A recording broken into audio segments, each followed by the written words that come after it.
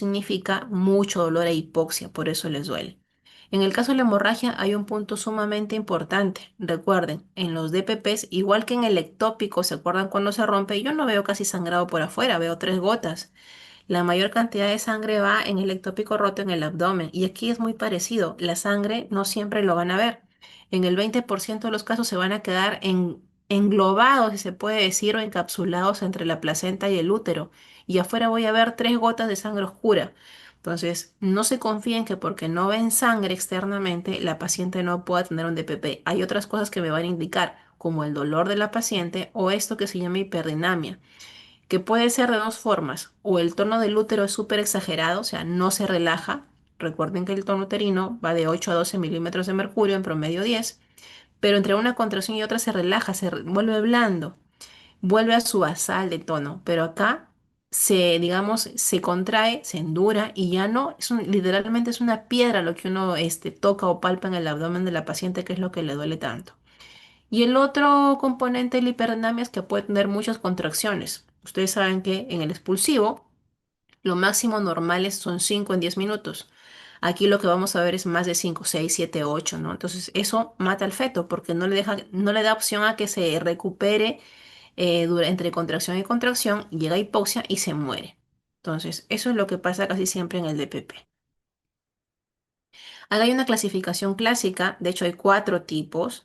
El 0 y el 1, el 0 es el asintomático, nos damos cuenta de casualidad en una ecografía, pero acá lo que predomina es que ustedes tengan que evaluar.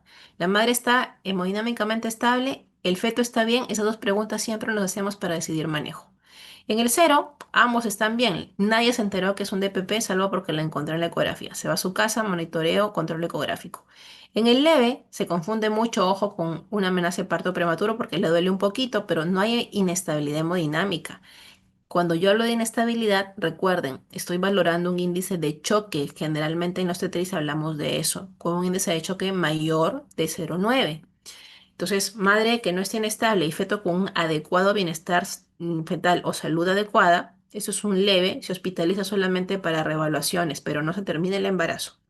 En cambio, en el moderado y en el severo, aquí sí hay compromiso hemodinámico materno, hay choque de diferente tipo. Probablemente es casi seguro que tenga un índice de choque la madre más de 0,9 y el feto está comprometido. Acá ya hay el famoso, lo que antiguamente se conocía como sufrimiento fetal, y acá casi siempre el feto está muerto. Entonces, donde yo encuentre inestabilidad de la madre, o alteración del bienestar fetal o ambos, eso automáticamente se termina el embarazo de emergencia. Entonces, corriendo en el camino, le vamos manejando el choque y además de eso vamos controlando foco. En el DPP, esta es la emergencia. Esto es correr a un quirófano y activar obviamente clave roja. Para esto, el diagnóstico es clínico. Yo ni siquiera requiero demorarme a hacer una ecografía porque los minutos acá son claves para sacar un bebé vivo. En cambio acá sí tengo tiempo para la valoración porque lo hospitalizo para observación, pero no termino el embarazo. Diagnósticos diferenciales clásicos entre DPP y placenta previa. Ya hemos hecho algunos en el tipo de sangrado. Una duele, el otro no duele. Uno el tono está normal. Acá al contrario está aumentado. Acá siempre el sangrado en la placenta previa lo van a ver por fuera. En cambio en el DPP no, se esconde. Acá el feto casi nunca sufre, pero en el DPP sí se puede morir. Entonces, el compromiso materno es mucho mayor en el DPP, sobre todo en los grados más severos. Preguntas entonces. Miren aquí, 33 semanas, por encima en la semana 22, viene por sangrado. De arranque yo ya tengo que estar pensando qué focos tengo en mi paciente. Cesárea de una vez hace 3 años, ojo, acá ya les dan factor de riesgo, cicatriz en el útero, presión normal, no está hemodinámicamente inestable, una altura normal, con feto con latido bien, pero está flotante la cuarta maniobra de Leopold. Listo, quiere decir que no hay encajamiento. Dice que no hay contracciones, sangrado sin dolor, ¿sí? Con este antecedente de una cicatriz en el útero, ¿cuál es el foco más probable? ¿DPP? No, es placenta previa. ¿Qué es lo que se debe evitar? Preguntan acá en este enunciado. Pues obviamente el tacto vaginal. La ecografía es obligatoria, la especuloscopía también, el examen físico, pero el tacto vaginal no. Recuerden que la ecografía transvaginal sí me sirve. De hecho, es la única que me permite clasificar qué tipo de placenta previa tiene mi paciente. Entonces, cualquier pregunta que ustedes enunciados que vean, pasado la semana 22, embarazada, no estoy hablando de puérpera, y me pongan entonces, yo lo primero que valoro es qué edad gestacional tiene para ver si son focos de la primera mitad o del segundo. Luego la hemorragia, si hay dolor o sin dolor, en este caso es sin dolor. Ah, listo. ¿Qué factores de riesgo tiene? Cesárea anterior. ¿Qué foco probable es? Placenta previa, punto. Entonces, así vamos a ir razonando todas las preguntas en adelante. 36 semanas por encima de la semana 22. Sangrado sin dolor. Ya tienen idea de qué cosas se refieren. No hay antecedentes de relaciones sexuales, latidos fetales normales. Indicación inmediata. ¿Qué necesito saber? ¿Qué tipo de foco está haciendo sangrar a esta paciente? Pero yo ya tengo mi hipótesis en mente, que es una placenta previa, es lo más probable porque es hemorragia sin dolor. ¿Qué necesitamos? Una buena ecografía. Siempre empezamos por la ecografía obstétrica que se hace a través del abdomen, que también me puede servir para hacer diagnóstico de placenta previa, sí, pero el gol estándar para hacer la clasificación es la ecografía transvaginal, por si acaso. Entonces, la primera valoración aquí para saber foco, esto. Una vez que yo sepa que no es placenta previa, ahora sí con confianza le hago tacto vaginal. Siguiente pregunta, 36 semanas, que viene por súbitamente ginecorragia indolora, otra vez, por encima de la semana 22, sangrado que no duele, diagnóstico probable, placenta previa. No hay forma de que sea otro. La rotura uterina, vamos por ahí a ver unos ejemplos más adelante, se van a dar cuenta que durante el embarazo no hay forma de que haya rotura sin ningún aviso. Generalmente las roturas son durante el trabajo de parto. Siguiente pregunta. Patología que más frecuentemente, perdón, se asocia a placenta previa. Hay una condición que ahora es mucho más común porque cada vez aumentan los números o los casos de cesárea y significa entonces que se tiene o guarda mucho relación con algo que se llama espectro de acretismo placentario, que en español se llama EPA. Esto y acá es lo que más le tememos ahorita a los ginecobstetras. Para nosotros es una pesadilla cuando llega al hospital una paciente de este tipo, sobre todo en las guardias, ¿no? Porque esto requiere un manejo bastante fino de un equipo completo y sobre todo que tenga, digamos, experiencia para él, porque es muy complicado. ¿Qué significa el acretismo? Ustedes saben que la placenta invade solamente hasta la decidua, normalmente. No debe traspasar la pared más allá en profundidad, la pared del útero. Cuando esto ocurre, se habla de espectro de cretismo placentario. Y mientras más invade es peor. Hay tres clasificaciones, la ácreta, la íncreta y la percreta. La ácreta que donde solamente invade, miren acá, la decidua pasa, puede llegar apenas al miometrio. La íncreta que invade el miometrio, que es esta parte de aquí, pero no traspasa serosa, que es esta capita delgada que ven a la derecha. Y la percreta que no le interesa a nadie, se traspasó y rompió la serosa y encima invadió casi siempre primero vejiga. También podría invadir intestino, que es la peor de todas. Esto es causa de hemorragia grave y hemorragia masiva y obviamente muerte de las pacientes. Entonces, como ven, todas estas complicaciones puede acarrear placenta previa. Y obviamente lo peor es el acretismo. No es lo más grave el resto, por si acaso. Saben que enfermedad hipertensiva es para DPP, retardo de crecimiento es para DPP, cretismo solamente es para placenta previa. Siguiente, factor predisponente más importante para atletismo, lo mismo que para placenta previa, cesáreas. Entonces, esto es lo peor que nos trae a nosotros, porque ahora piensa, la gente tiene la idea errónea de que solo la cesárea es la vía de parto más segura, y es todo lo contrario. Por eso tiene que tener indicaciones muy precisas.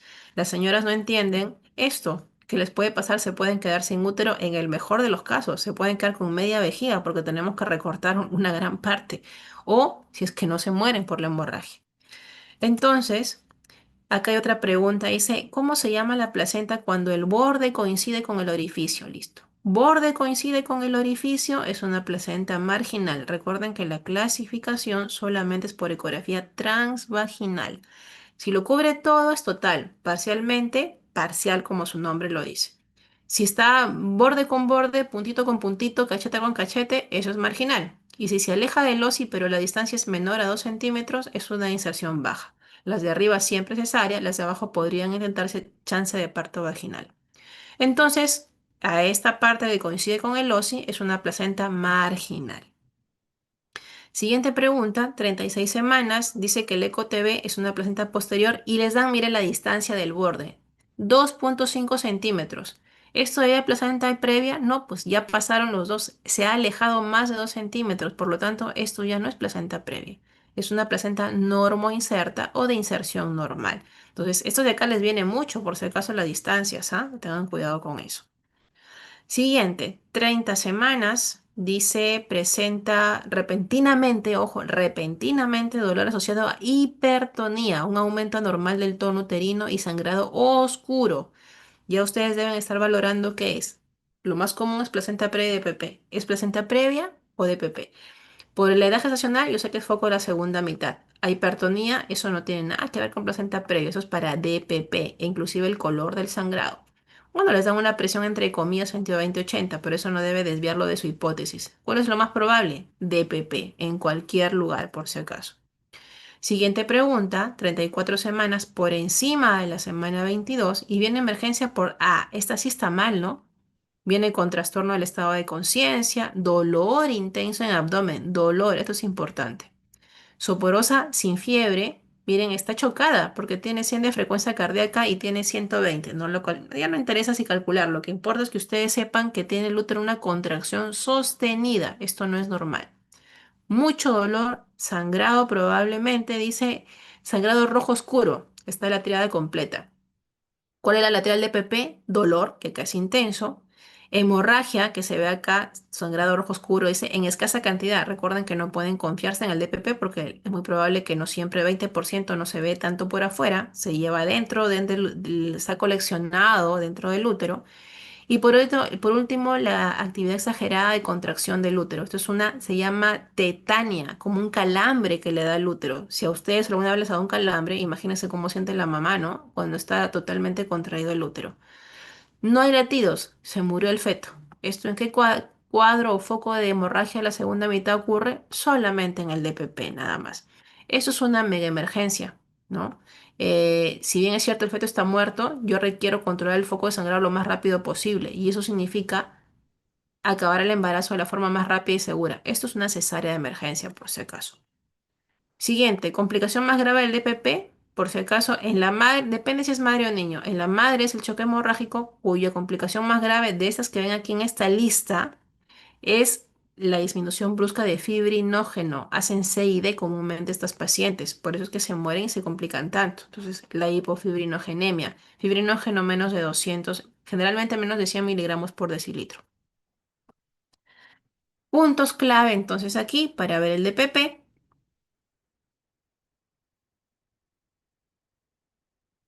A ver, vamos a ver qué nos dice.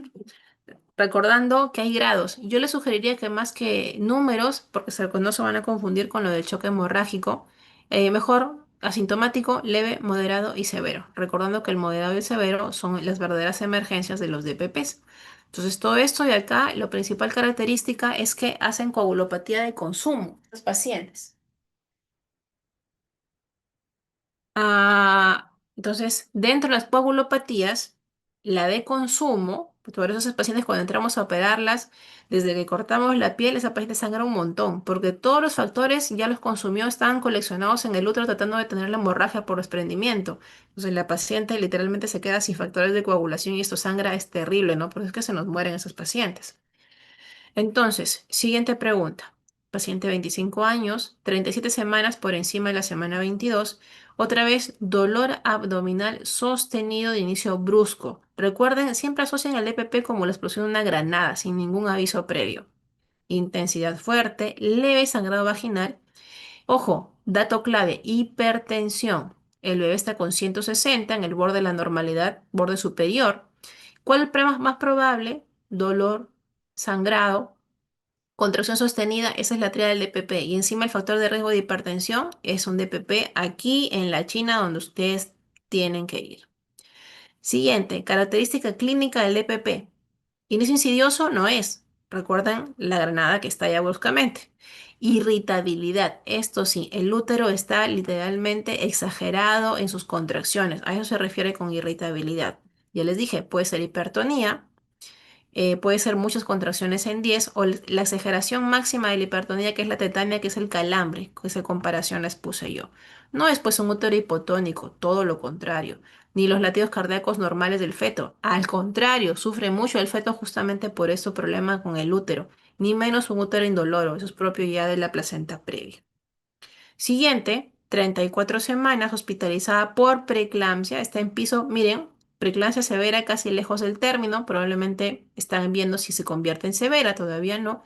Y de pronto arranca la madre con dolor abdominal persistente, o sea, permanente, sangrado vaginal escaso y se encuentra que el feto está con alteración del bienestar fetal, compromiso del latido. Antecedente, factor de riesgo, triada, dolor, sangrado y alteración del feto, ¿sí?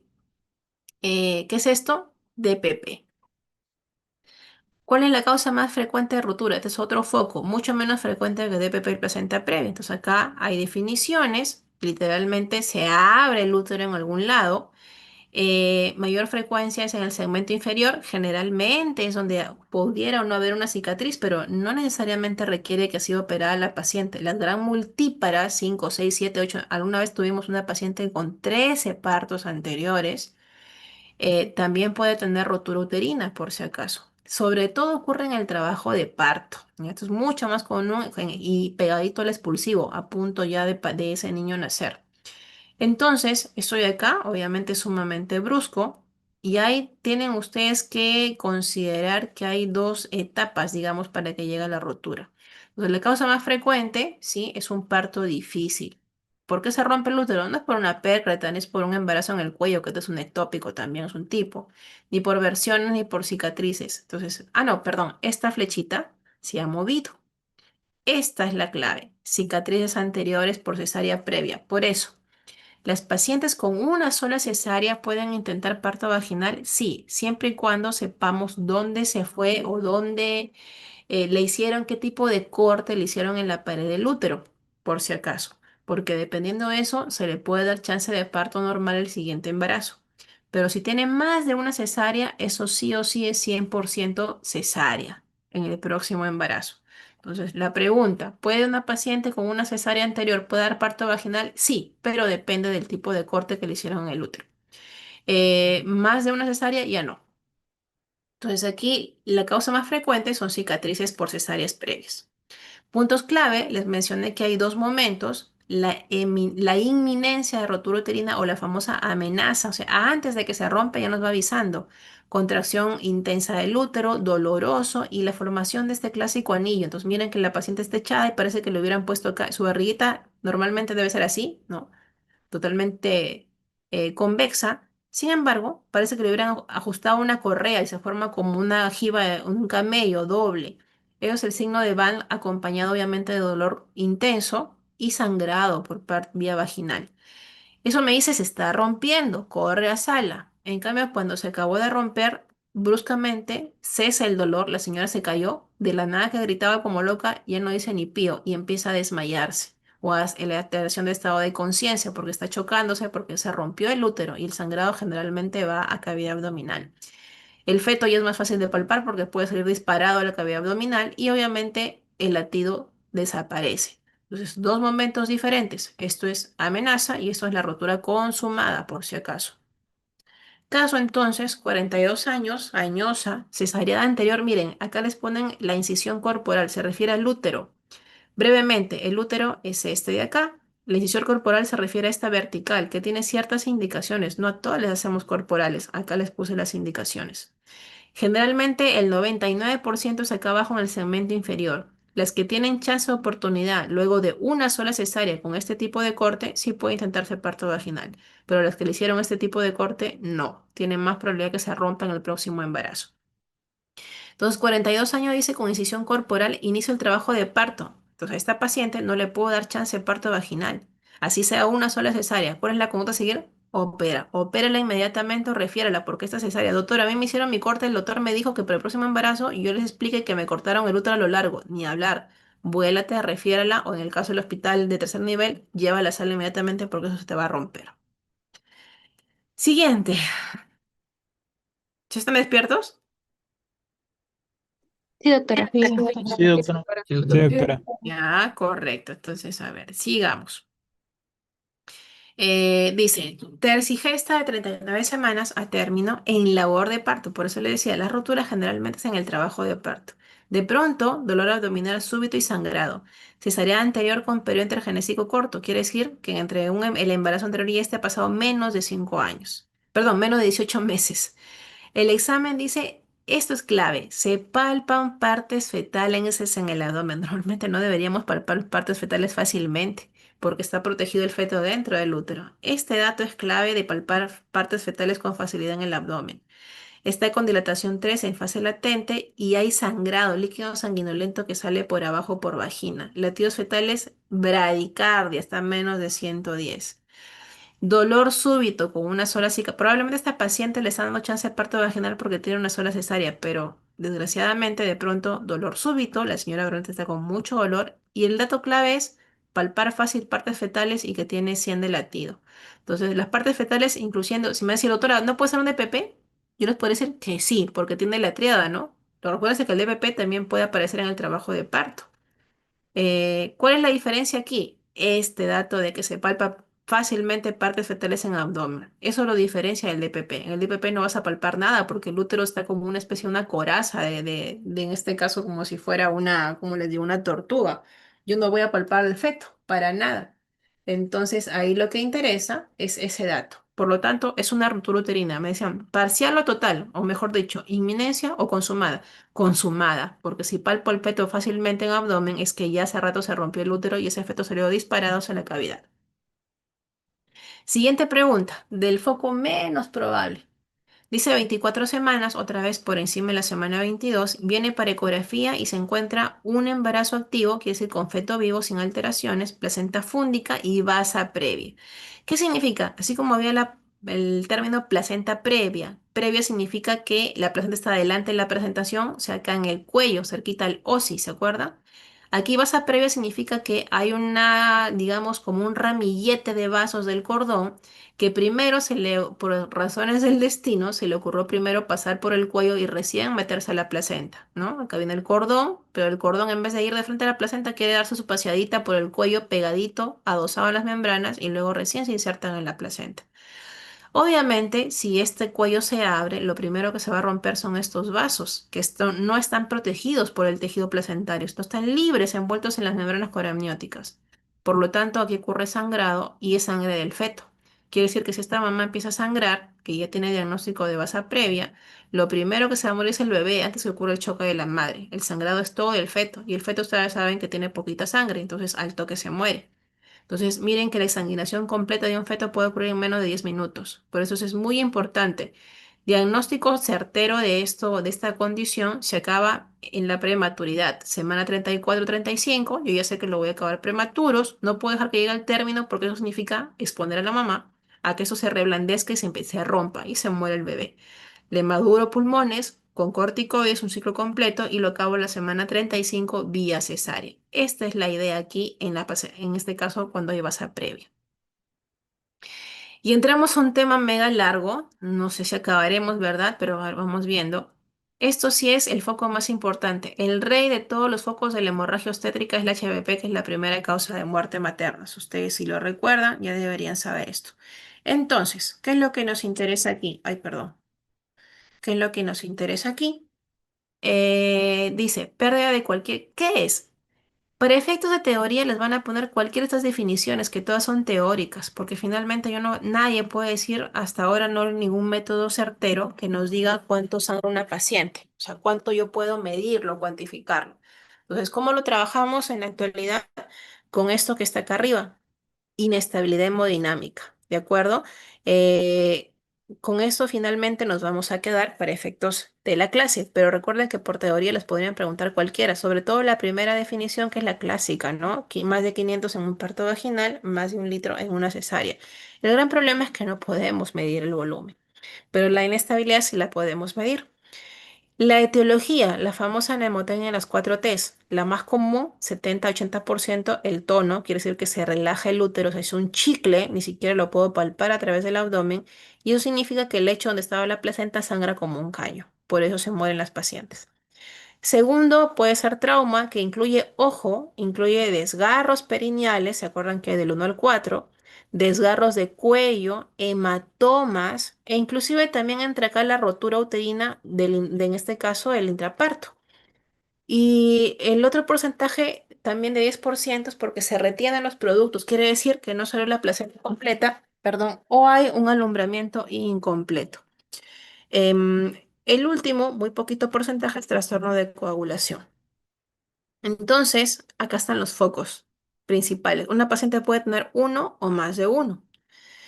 Entonces, los factores de riesgo son, una vez más les dije, ¿no? Yo no puedo aprender de memoria todos los factores, pero sí puedo aprender la fisiopatología de cada uno. Y la fisiopatología está en la columna del medio que estoy señalando con mi cursor. Recordar que si ustedes en primer nivel atienden un parto, no porque no tengan factores de riesgo significa que no les va a hacer hemorragia. Cualquier paciente es potencial candidata a hacer hemorragia postparto, así sea su primer embarazo y esté, digamos, en ningún extremo de la vida. Por eso es importante la monitorización postparto. Obviamente, si tiene factores con mucho más probabilidad, me puede complicar esta paciente. Y yo, antes de arriesgarme a atender a una paciente con muchos factores de riesgo para hemorragia postparto, mejor la refiero. ¿Qué fármacos hay para manejar el foco, el principal 80% que es atonía, que es el clásico? Pero ojo, no todo es atonía, pero si es el principal, es lo mínimo que debo saber manejar. Fármacos clásicos que no dan nuestra norma técnica, estos tres. Entonces, o menos mal, hay en todos los hospitales, lo que sí les recomiendo que para su serum carguen sus, por lo menos unas 10 tabletitas de misoprostol. Compren por favor el de marca porque el otro de verdad que no sirve para nada. Entonces, es el Citotec. Para efectos de fin de manejo de hemorragia postparto, no para otra cosa, por si acaso. Entonces, cuento con oxito, cuento con ergometrina. Recuerden que es un derivado de del cornezuelo de centeno y tiene mucho que ver con el aumento de la presión arterial. Hay que tener cuidado en preeclampsias o cualquier trastorno hipertensivo. La oxitocina en infusión continua, la ergometrina son ampollas intermitentes intramusculares y el misoprostol pueden usarlo vía sublingual o vía rectal. Recuerden que el miso cada paciente reacciona diferente. Acá les puse efectos adversos. El más común es la fiebre que puede llegar hasta 40. ¿Listo? Pero también puede producir otros efectos como taquicardia severa, que a veces inclusive el efecto secundario que produce semejante dosis de misoprostol, porque son de 3 a 4 tabletas, puede asustar más inclusive que la misma hemorragia del choque. Entonces tienen que estar preparados para esto. No vayan a pensar que se está muriendo por la hemorragia. A veces esto, el efecto adverso del miso, podría asustar más. Estos fármacos es el tratamiento estándar de primero, segundo y tercer, digamos, nivel.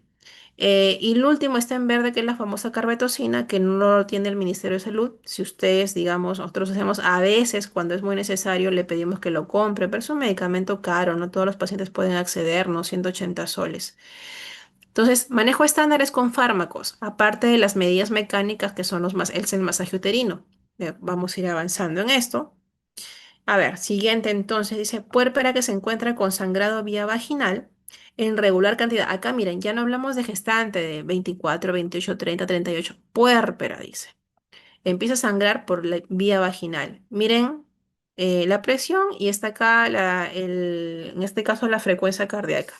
Acá lo malo, jóvenes, es que piensan que ustedes, pues, desgraciadamente tienen que aprender la tabla. Les soy sincera, ni nosotros aprendemos la tabla porque eso lo tenemos apuntado. Porque en el momento de la emergencia real, ¿quién se va a acordar los valores? Tengo que mirarlo yo para poder clasificar mi paciente. Hay dos formas de clasificar, de diagnosticar la inestabilidad hemodinámica de la puérpera que sangra. Lo más común y rápido es el índice de choque, porque eso sí yo sé que es frecuencia cardíaca entre presión sistólica. Entonces, aquí hay mucho cuidado. Más de 0,9, eso es inestabilidad. Y eso es activación de clave roja. Menos de 0,9 no requiere activación de clave roja, por si acaso. La pregunta esa es bastante maluca para ustedes porque les obliga a aprender de memoria esta clasificación de la tabla de Vélez y Basket. Y en este rubro, digamos que hay uno, 2, 3, 4, digamos, sistemas o formas de evaluar donde la más grave me da la clasificación. Aquí solamente por el hecho de que tenga 95, ¿sí? Sería un grado 2. La presión no es mayor cosa, la caída me dice de 100 hasta 120. Y sensorio ligeramente deprimido, que está más o menos por aquí. Entonces, en teoría podría darse como un grado entre más o menos el grado 1 y el grado 2. Vuelvo a repetir, esta pregunta es bastante mala porque significa mucha memoria y la verdad nosotros ni siquiera lo aprendemos. Aprendas el índice de choque, que es lo más común y lo más fácil por si acaso. La causa más frecuente de hemorragia postparto, 4 test, 80%, atonía, acá ni vuelta. Y el diagnóstico, recuerden, es clínico. Para la atonía yo no quiero ni ecografía ni que venga a hacer interconsulta en ginecólogo. Cualquier médico general que llevó ginecobstetricia sabe diagnosticar una atonía porque el útero está totalmente relajado. A veces ni lo palpo, está mucho más arriba de la cicatriz uterina y obviamente hay signos de choque. Esa es la causa más frecuente. Siguiente pregunta. Una puérpera inmediata, recuerden que el puerperio inmediato es hasta las primeras 24 horas del parto. Acá les comienzan a aventar factores de riesgo. Feto macrosómico, miren semejante peso. ¿Ya? Se estiró demasiado el útero y se olvidó de cómo contraerse. Eso es lo que les está diciendo. Expulsivo prolongado, quiere decir que es una paciente que ha estado probablemente más de 2, dependiendo de la paridad, o hasta 3 horas en expulsivo, ¿no? En 10 de dilatación este bebé no nacía y era por semejante peso. Encima, la pobre mujer más piña se le ha retenido la placenta, ¿no? Y le han hecho el logramiento dirigido. Sale la placenta, se le administra, se le hace el manejo activo y les preguntan cuál es el siguiente paso. O sea, aquí todavía no le dicen, teóricamente por la cantidad, la paciente tiene una hemorragia postparto. Les dicen, ¿qué hacemos? De frente la programamos para hacer las operaciones para histerotomía. Mucho cuidado con el término. No dicen histerectomía, que es extirpación del útero. Histerotomía es cortar el útero, nada más para sacar algo de adentro. La paciente si ya salió la placenta, ¿requerimos hacer eso en sala de operaciones? No. Dice que ya ha salido la placenta. ¿Para qué la vamos a llevar a sala? Descartado. Extracción manual, descartado porque dice que ya salió. Placenta es expulsada. Tercero, revisión manual. Histerectomía menos, o sea, no hay que extirparle el útero porque ya salió. ¿Por qué motivo habría que extirpar el útero? ¿Qué necesitamos hacer en una paciente una vez que salió la placenta? Asegurar que haya salido completo. O le hacen revisión manual, si están en primer nivel, que es con una gasita en la mano, o de frente más seguro le hacen un legrado si es que están capacitados para hacerlo. Si es primer nivel, doctora, yo no sé hacer legrado, pues revisión manual entonces, que sí está contemplado por si acaso en el protocolo de la maternidad. Pero no hay extracción manual, pues porque acá la placenta ya salió por si acaso. Entonces aquí en este caso en la paciente, lo probable es que el sangrado no haya sido por atonía, sino más bien por este problema que ha tenido la placenta. Ha sido por retención de restos. Ese es el cuadro resumen que hay en los protocolos del Instituto Nacional Materno Perinatal. Para este caso, no tenemos gran cosa ni siquiera en nuestras guías del MINSA. Acá, mire, la maternidad ha hecho un resumen bueno de cada foco. Y en el caso de que se retiene la placenta, que no es el caso de la paciente anterior, porque sí salió, dice, lo que hay que asegurar es que haya salido completo, de que no se hayan quedado restos. Y para eso ellos ponen aquí que lo encerren en este elipse verde escobionaje con gas estéril, quiere decir revisión con una gasa en la mano o con una pinza Fester con mucho cuidado. Y asegurarse que no hayan quedado membranas. La extracción manual, recuerden, solamente es cuando se ha quedado la placenta completa, nada más. Ahí está el cuadro para que lo revisen. No dice nada de atonía si no hubiéramos hecho otras medidas, ¿no? Porque el problema ha sido la placenta. Siguiente pregunta. Puérpera inmediata, gran multípara, quiere decir más de 5 partos vaginales que presenta sangrado abundante por los genitales. Miren, 80-40 y 98. Está chocada esta paciente, ¿no? Palidez marcada de piel y mucosas. ¿Cuál es la primera acción a realizar el diagnóstico? Si yo sé que el mayor porcentaje se debe a atonía, lo primero que a mí me llaman, doctora, hoy he tenido guardias de partos, me llaman, doctora, una paciente que hemos atendido el parto y está con todo esto de acá, ¿qué hacemos? Entonces, si yo no atendí el parto, pero si yo sé que 80% es culpa del tono o de la falta de tono uterino, lo primero que tengo que es mano al abdomen de la paciente y palpar el tono. ¿Ese útero está contraído? Si la respuesta es sí, elimino hasta 80% y me queda. ¿Qué pasó? Reviso canal del parto para ver si no hay desgarros, hematomas, etcétera. Y por último, descarté todo esto, hago revisión de la cavidad uterina. En mi caso, como soy especialista, un legrado. Y si no, escobillonaje, como dice la maternidad. Entonces, la primera medida en una hemorragia posparto siempre es palpar el tono. Si obviamente está comprometido el tono, sé que es una atonía, útero flácido por encima de la cicatriz umbilical, se maneja como tal. ¿De acuerdo? Y ese es el manejo inicial como atonía. Siguiente pregunta. 22 años, perdón, viene la emergencia por sangrado luego de un parto en casa, que es común también acá en nuestro medio. Dice que en el útero se encuentra ocupado por la placenta, o sea, salió el niño en casa, pero no salió la placenta. Se procede a realizar extracción manual, correcto, sin llegar a éxito, quiere decir que no se desprende la placenta. Y para esto hay una técnica de extracción placentaria con la mano, que en realidad es todo el brazo. y se produce una gran hemorragia. ¿Cuál es el diagnóstico? Entonces, acá es muy clara la teoría. Si usted tiene dificultad en separar la placenta, yo meto mi manito y quiero separar el plano de clivaje o de unión de la placenta con la pared del útero y no puedo, por el amor de Dios, no arranquen la placenta por pedazos y la saquen. Eso la va a matar a la paciente porque le hace una hemorragia terrible. Si yo no encuentro este plano de clivaje, no insistan. Probablemente estemos frente a un acretismo, que es una adherencia normal de la placenta a la pared del útero. Sospechen placenta ácreta. Dejen su cordón colgando, le ponen su vía con su cloruro con oxitocina y la refieren para que lo saquen en un nivel superior, nivel 2 o nivel 3. No se arriesguen a sacarlo por pedazos, que es lo peor que se puede hacer. Entonces, si yo no encuentro ese plano de clivaje, sospecho que hay una adherencia anormal. ¿Y cuál es la primera sospecha o hipótesis? Que estoy frente a un acretismo placentario. Doctora, pero eso solamente ocurre con cesáreas anteriores o placenta previa. No necesariamente. Cuando hablamos de factores de riesgo, significan condiciones que pueden aumentar la probabilidad, pero puede ocurrir en una placenta que tiene dos, tres hijos, por si acaso. Entonces, no encuentran plano, no insistan. Lo dejan ahí y le refieren a su paciente con el cordón colgando con su pincita y una buena infusión de oxitocina. Siguiente, puérpera inmediata parto vaginal que tuvo polidramio, o sea, una cantidad excesiva de líquido amniótico. Presenta hemorragia postparto. Aquí el factor de riesgo es importantísimo, ¿no? O sea, ese útero ha estado súper distendido justamente por excesiva cantidad de líquido. Entonces, dice que hay hemorragia por atonía. Tiene todo el derecho, ¿no? ¿Cuál es el medicamento que se indica en el manejo inicial? La primerita es oxitocina en infusión, recuerden. La segunda es ergometrina y finalmente es misoprostol.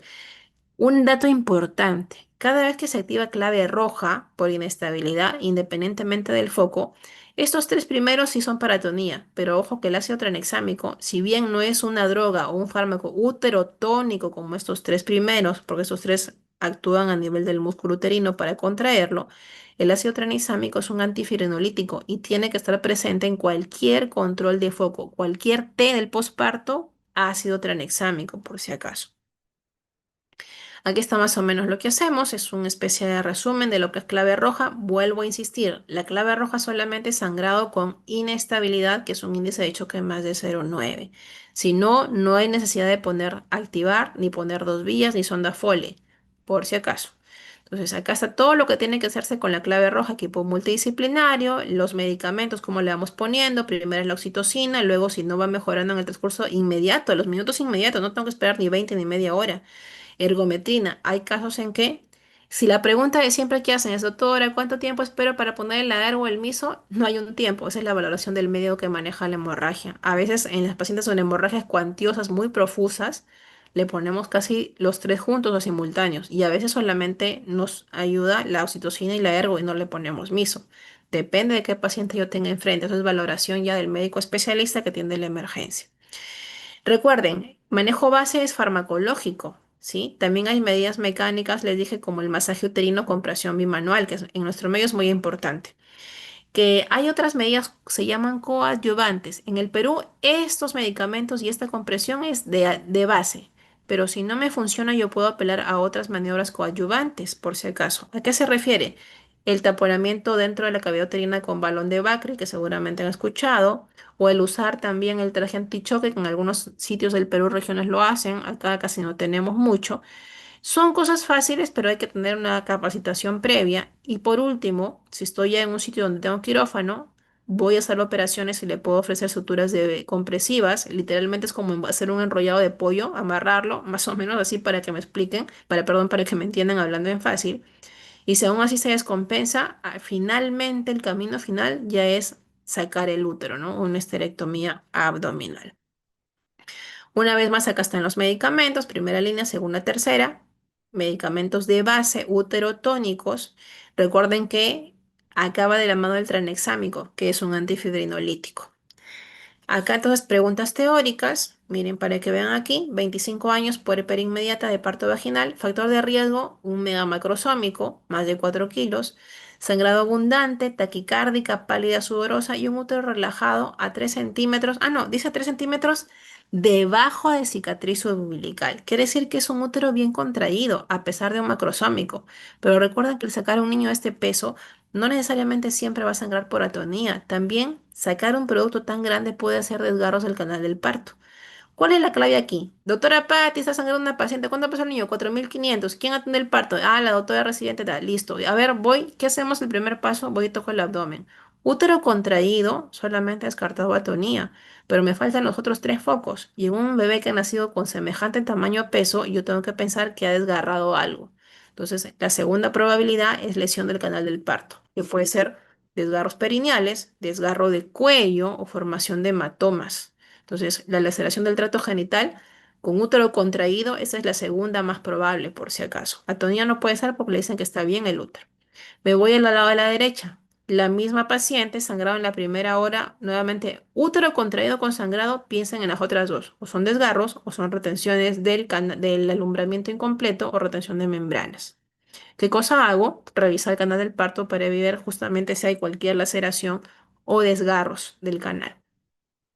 Siguiente pregunta. Miren, es una foto de una paciente real. Miren cómo puede ser un hematoma tan desastroso. Colecciones, mala sutura generalmente de la episiografía, por eso es tan importante, chicos, que ustedes aprendan a suturar las episiotomías. Mala sutura, dejaron el vaso sangrante. Miren cómo se ha hecho la paciente. Chocada, tipo 3 se descompensan tanto porque hay una colección de sangre enorme. Eso se drena en sala. Son hematomas que tenemos que abrir todo, sacar toda esta cantidad de coágulos, dejarle drenes y solucionar el problema por una mala sutura de episiografía, por si acaso. Es una tipo, entra dentro del 10% o 19% de desgarros o laceraciones del canal del parto. Siguiente pregunta. Mujer de 32 años, puérpera inmediata, primeras 24 horas parto vaginal. Otra vez un bebé grande, más de 4 kilos, sangrado vaginal. Taquicárdica y, en este caso, hipotensa. Diaforética, abdomen depresible, útero blando. Esas son las palabras claves. Puérpera inmediata, con bebé macrosómico, factor de riesgo, con compromiso hemodinámico, pero el útero ya le dijeron que está blando. Y sangrado 800 más o menos, ¿no? Para parto vaginal, más de 500 y es hemorragia posparto. ¿Cuál es el diagnóstico más probable? Aquí es atonía, pues, ¿no? Si le dijeran útero contraído por debajo de cicatriz, ahí yo pensaría por el peso en una laceración o desgarro del canal del parto. Sí, me pasé una. Así. 39 semanas viene emergencia por dolor intenso. Miren, 10 de 10, la señora viene gritando peor que la ambulancia. Muy doloroso. 3 horas de evolución, escaso sangrado, pero miren, viene súper chocada. Recuerden que el índice de choque es 120 entre 80. Presión sistólica. Esto sale más de 0,9. Está muy chocada esta paciente con inestabilidad. Recuerden que es embarazada. Acá no voy a pesar en 4 test. Palidez marcada con una altura de 35, útero hipertónico, palabra clave entonces, ¿de acuerdo? Muy doloroso en gestante, sangrado escaso, con datos de choque o inestabilidad hemodinámica, con útero anormalmente contraído y bebé con compromiso de la salud fetal. ¿Cuál es el diagnóstico? Ya, pues no, eso es un DPP. Doctor, ¿y por qué no es rotura? Porque en la rotura les van a dar casi siempre que tiene el anillo de Banch si es amenaza, pero básicamente para que tengan estabilidad una rotura es porque ya se rompió completamente y les van a poner feto que se palpa fácilmente en abdomen, que no es el caso de la paciente, por eso es DPP. Siguiente, 34 semanas viene por sangrado vaginal indoloro, ya le soplaron. Estable hemodinámicamente, bebé que está bien de latido, el espéculo, sangrado vaginal escaso y miren, placenta en la ecografía con borde inferior a 1 centímetro. Está a una distancia menos de 2 centímetros del OSI. Por lo tanto, esa es una placenta de inserción baja. No es marginal porque la marginal se toca junto, coincide en el punto con el OSI. No es ni parcial ni total. Inserción baja o implantación baja. Siguiente, puérpera inmediata de parto vaginal o otra vez macrosómico, sangrado profuso, se desmaya la paciente, chocada, muy taquicárdica y también con alteración de estado mental. ¿Cuál es la conducta más apropiada? Acá es activación de clave roja. No están diciendo qué foco, le están preguntando cuál es la conducta apropiada inmediatamente. ¿Cómo recupero a mi paciente? El ABC. Entonces, ¿qué medida tiene el ABC? Solamente la primera alternativa porque es reposición de volumen. Inmediatamente trato inicialmente reponerle con fluidos hasta que venga lo más importante que son los hemoderivados. No es correr a sala, pues mínelo a ABC, ponle 2 vías, pásele fluidos y obviamente vamos viendo si se controla o no dependiendo de qué foco de hemorragia se trate, cuál T. Siguiente pregunta, puerperia inmediata, se revisa placenta y no ha salido completa al parecer. Y la paciente comienza con sangrado activo. Se decide hacer una revisión instrumental. ¿Por qué vamos a instrumentar? Se refiere a que yo comienzo a revisar el canal del parto y decido ver, porque si me falta, veo la placenta, le falta un pedacito, un cotiledón, se puede haber quedado. ¿Qué hacemos? La sospecha es que ha habido alumbramiento incompleto. El alumbramiento incompleto significa que o salió la placenta, le falta cotiledones o le falta membranas. Y eso justifica ese diagnóstico para hacer primer nivel nuevamente, revisión manual, que no es lo adecuado, pero si no saben, se hace eso. Y lo adecuado aquí es hacer inmediatamente un legrado uterino puerperal. Siguiente pregunta, 33 semanas, ya tiene un parto, gestante, perdón, acude por dolor súbito y sangrado oscuro. Ya está. Algo súbito, imagínense la granada, oscuro, ya se van a ir de una característica, hay inestabilidad, 110 entre 90, útero hipertónico, segunda palabra clave, doloroso, taquicardia, otra parte de la triada, porque esto es compromiso fetal. Y plaquetas, bueno, les dan datos, ¿no? Del laboratorio. ¿Qué significa esto? En una gestante de la segunda mitad, esto de acá es un DPP. Madre inestable, sí. Feto inestable, sí. Los dos están mal. Aunque fuera uno de los dos, igual es terminación del embarazo, no interesa el tiempo de doble gestacional. Eso significa acábalo al toque porque es un DPP que los minutos cuentan para salvar la vida del feto y es una cesárea de emergencia. Siguiente pregunta, 28 años, 10 minutos dice del parto vaginal, presente a sangrado estimado 900. ¿Cómo lo habrán medido? No sabemos. Lo que interesa es que tiene un índice de choque, miren, de 1,18, es más de 0,9. Útero globuloso y flácido, ya les están diciendo que no tiene un tono adecuado. La placenta ya salió, el problema no es el alumbramiento. A la inspección rápida no hay desgarros, por lo tanto aquí el foco es solamente el tono hasta el momento, ¿de acuerdo? Dice que un miembro del equipo canaliza una vía periférica y prepara los uterotónicos. Estamos hablando de que estamos manejando una atonía uterina. ¿Cuál es la acción inmediata prioritaria para controlar la hemorragia? Obviamente, uterotónicos en medicamentos, primera línea oxitocina, segunda línea de ergo si no está contraindicada, tercera misoprostol. Y al mismo tiempo, la medida mecánica base es el masaje uterino bimanual. No hay revisión de canal del parto en ella, porque está diciendo que no, a la inspección rápida no hay desgarros. No necesito demorarme en eso. Transfusión sanguínea no es porque dice acción inmediata prioritaria en un contexto de recursos limitados. O sea, te está diciendo en tu serum, ¿qué haces? Tú no tienes banco de sangre. No va a ser inmediata la transfusión. El ácido tranexámico sí le puedo poner, pero lo inmediato basal son los fármacos uterotónicos, oxi, ergometrina, misoprostol y además masaje uterino manual. El ácido tranexámico viene en camino luego. ¿Qué más? 39 semanas, miren, una cesárea segmentaria transversa, las clases. Estamos hablando de las cesáreas, la mayor cantidad, que son el segmento uterino inferior. Trabajo de parto espontáneo con monitoreo continuo. Le están dando chance de parto vaginal, que en teoría sí se puede, porque es en segmento la cicatriz. Y en la fase activa comienza dolor súbito. Grita la señora. Sangrado vaginal escaso. El bebito de pronto estaba bajando y ¡pum! Se vuelve flotante. Y cesaron las contracciones. Ahí está el dato clave. La señora lo que gritaba, de pronto ya no le duele. Comienza la bradicardia y comienza el sufrimiento fetal.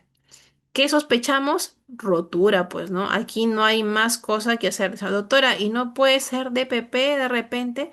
Sí, pues, pero ojo que no está diciendo que la paciente tenga hiperdinamia, hipertonía, tetania. Solamente está diciendo que dejó de haber contracciones. El DPP jamás va a dejar de tener contracciones. Esto es propio de una ruptura uterina completa o consumada. En trabajo de parto con el antecedente factor de riesgo que es una cesárea. Muy bien, chicos, acabamos. ¿Están vivos? Sí, doctora, gracias. Sí, Sí, doctora, doctora, gracias. gracias. Muy bien, le paso inmediatamente a Julio el toque, la clase y pues esperamos que nos avisen mañana para ver si hay examen. No, no lo sé, la verdad, ya nos enteraremos. Cuídese, doctora. ¿Listo? Cuídense también. Ahorita les mando la clase. Muchas gracias. Gracias.